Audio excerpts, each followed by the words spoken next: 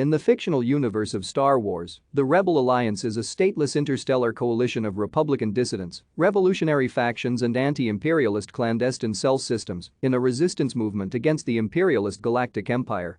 The Alliance's goal is to restore the Galactic Republic. As a direct reactionary movement to the formation of the Empire, the rebel insurgency conducted covert operations on Imperial garrison worlds and utilized a stateless strategy in conjunction with guerrilla warfare against the Imperial fleet throughout the galaxy.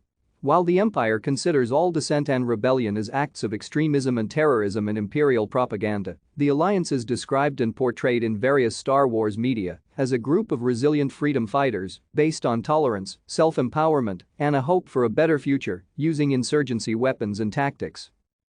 The Rebel Alliance was first featured as the main protagonist faction in the films Star Wars: The Empire Strikes Back and Return of the Jedi. Thank you for watching. Like and subscribe if you would like to view more of our videos. Have a nice day.